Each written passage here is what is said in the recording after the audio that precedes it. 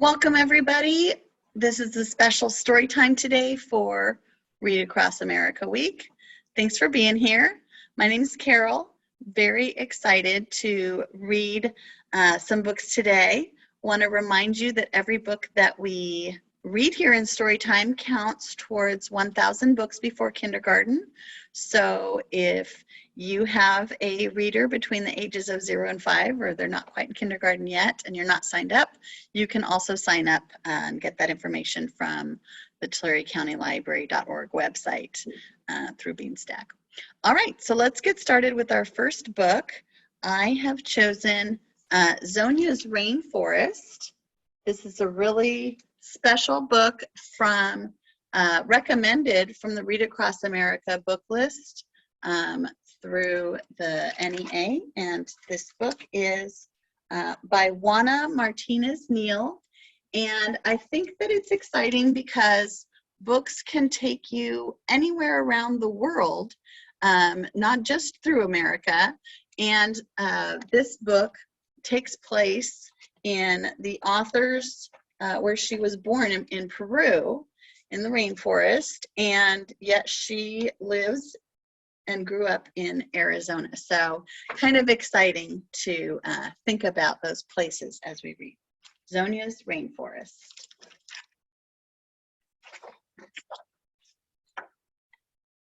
And Juana Martinez-Neal also did all of the beautiful artwork. Zhonya lives with those she loves in the rainforest, where it is always green and full of life. Every morning, the rainforest calls to Zhonya.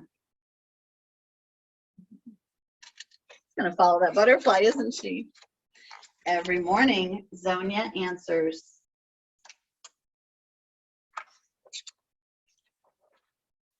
In Zhonya's rainforest, green and full of life, she visits old friends and meets new ones. Good morning. She says 1, 2, 3, 4 times. I think those are sloths. Interesting. She stops to talk to some chatty new neighbors. Welcome. I live next door, Zhonya sings. Those birds are very exotic, aren't they? I'm excited at the end.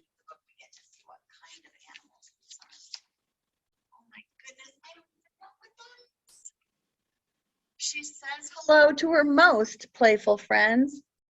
You're my favorite, Zhonya whispers. So cute. If she is lucky, her fastest friend will invite her for a short ride through the thicket. We are mighty, Zhonya says, for that is what she feels in her heart. Do you know what that animal is? I think it's a jaguar. Zhonya sees a colorful couple swim by. How's the water today? She asks with a smile. Aren't those interesting? They look like dolphins, huh? But they're pink. She congratulates mamas with their new babies. I can't wait for you to meet my baby brother. I love him so much. I think it's an anteater. That's my best guess. Zhonya loves playing hide and seek. 5, 6, 7, 8, she counts. Now that looks like some sort of alligator or crocodile. Might be a caiman. Some friends help Zhonya see the world in new ways. Whoa. I love how she's copying what the snake is doing. And Zhonya knows just who to visit when she wants to be quiet and still. Turtles. After visiting all of her friends, Zhonya is ready to go home. She can't wait to see her mama and her baby brother again. I love how they're all behind her. And that butterfly's been with her on every page. On her way home, Zhonya comes across something she has not seen before. Frightened, she runs the rest of the way home. I think she's worried because there's no trees. Where all throughout when she was visiting her friends, there were so many trees in the rainforest. Mama, look, Zhonya says and open her hands. The forest needs help. It's speaking to you, says Zhonya's mama. Then I will answer, says Zhonya, as I always do.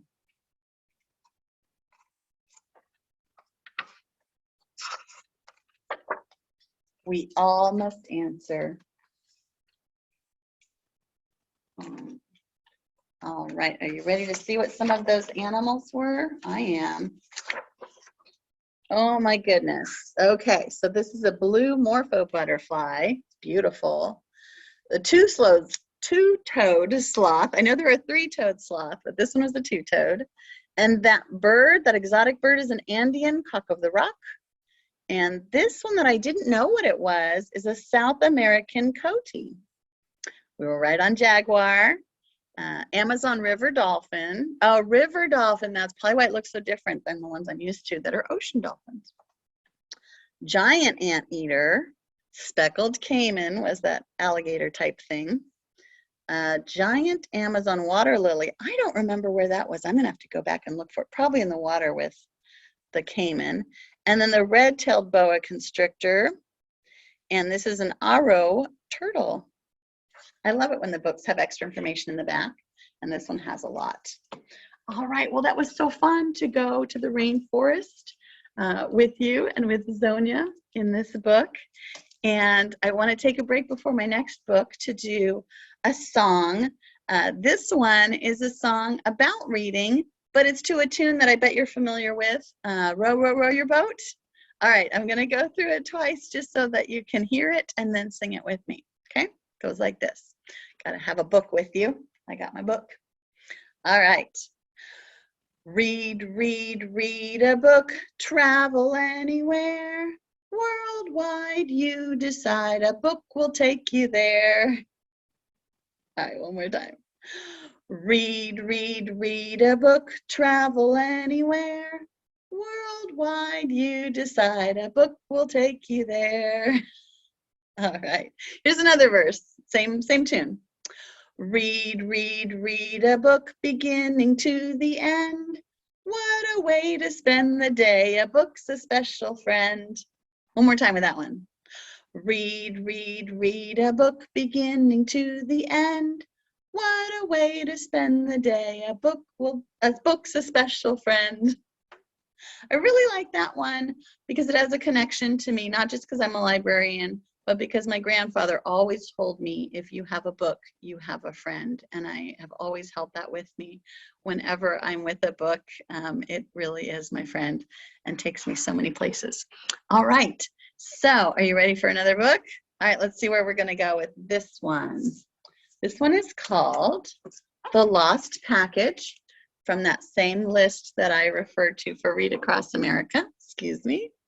Says a lot can happen between the post office and the destination. Let's see who wrote this one. Richard Ho was the author who wrote this. And whenever I want to find out where an author is from, I do look at the back of the book inside. And Richard was from New Jersey. So interesting. But already I recognize some of these buildings. Let's see where they are in this book. Like other packages, this one began as an empty box. It was packed with great care, sealed tight, and given a personal touch. I love that she's drawing on that box. And I know where she is. Do you? Let's keep looking for clues. At the post office, it was weighed, stamped, labeled, and loaded onto a truck.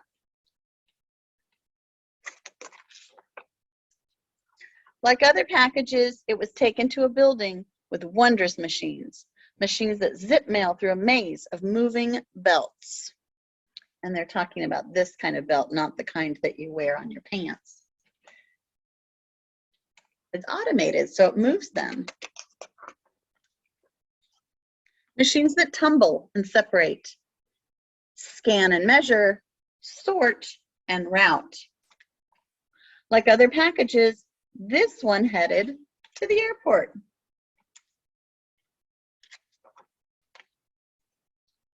But before it got there, oh boy, do you see this pothole? And yep, the mail truck hit it, and there goes our package. It flew. Oh my goodness, do you see what's happening? Falling off the truck, isn't it? Now, it was lost. Oh boy. Wow. Like other lost packages, this one seemed hidden, invisible, and forgotten until, look, if you look closely, you can see the artwork that she drew on that package.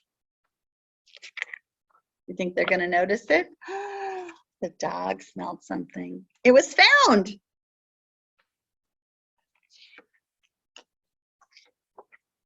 The package was tattered and muddy, but its destination was clear. They know right where it's going. Like all packages, this one was sent with hope.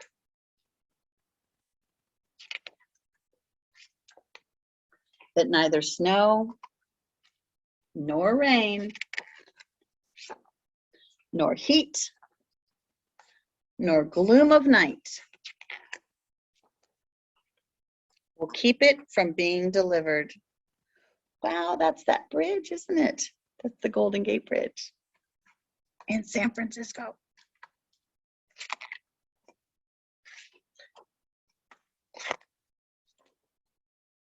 Not all packages travel the same road. Some get lost and some get found.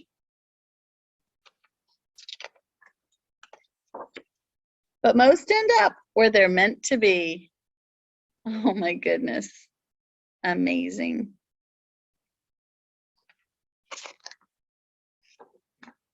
So there's a special note at the back of this book that does explain that the author was very thankful to the post office because his father worked for the United States Post Office. And so I just love this very special book about a package getting delivered a unique way, right? Because this family was moving, so they were able to deliver it themselves, and they made new friends. So, really special book. All right, I would like to do one last book with you today. This one is extra special because it is called My Two Border Towns.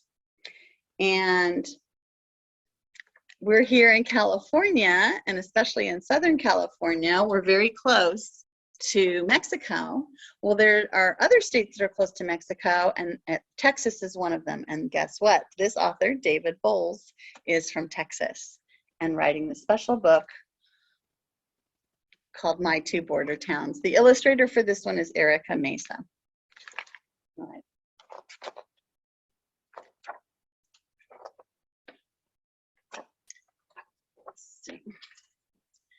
Every other Saturday, my dad wakes me up. Come on, mijo, he says, vamos al otro lado. The other side is not so far away, just down the road, right past my school. Mama gives us a kiss and a list. It's different every time we go. I grab my special bag, hold it tight, as I follow Dad, thinking of what's inside for my friends.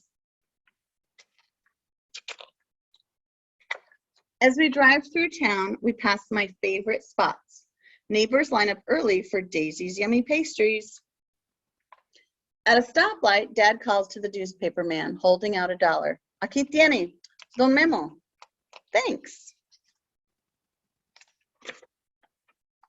Before I know it, we reach the broad river, a watery serpent that glints with the dawn. Dad reminds me, Cahuletecans once lived here. Before all this was Mexico, both riverbanks. Now we're two countries, and we paid to cross. Morning, says the U.S. Customs Guard, taking Dad's cash with a sleepy frown. On the other bank, the great eagle greets us. Dad waves at the soldiers, and they tip their caps. No one searches through my bag this time. I say thanks to La Virgen.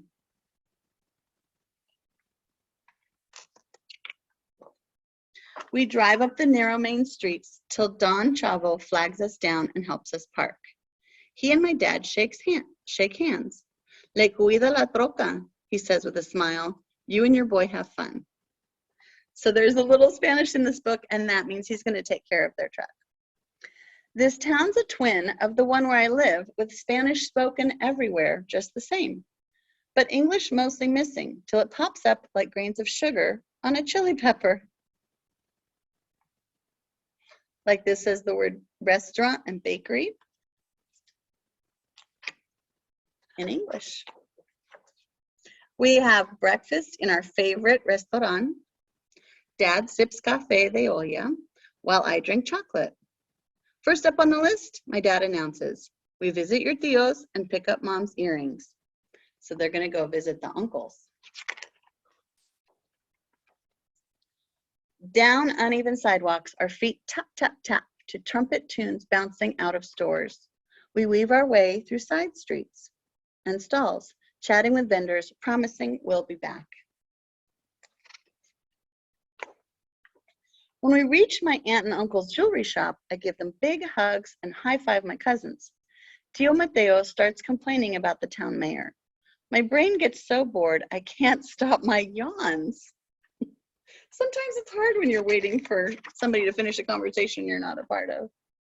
My primos whisk me away to play soccer in the vacant lot next door. It gets hot, so we're lucky the paletero comes by. We cool our tongues with paletas, mango and melon.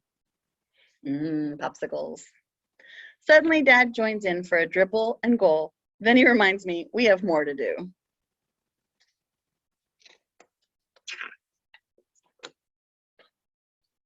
Walking back, we check our list. For ourselves, we need Mexican Cokes, avocados, a jar of honey. The list says our friends need t-shirts, chanclas, bottled water. I think they need cold, sweet gancitos and lots of cherry glorias too.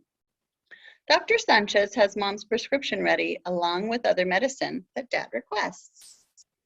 They are getting a lot done on their trip to the border town, aren't they? We load up our truck.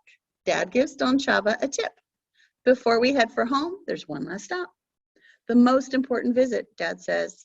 We have a duty to care for our gente, which means people. I nod and pick up my bag, full of my favorite comics, notebooks and pencils, and game cartridges. I add the things we bought today. I hope all the kids will enjoy them. As we get on the bridge, Dad pulls to one side. I jump out with the bag and look for my friend. A line of people camp along the edge. Entire families from the Caribbean and Central America. Refugees, Dad calls them, stuck between two countries. The U.S. says there's no room, and Mexico says it can hardly look after its own gente. Elder sees me and rushes over. His hair is longer than when we first met, almost 6 months back.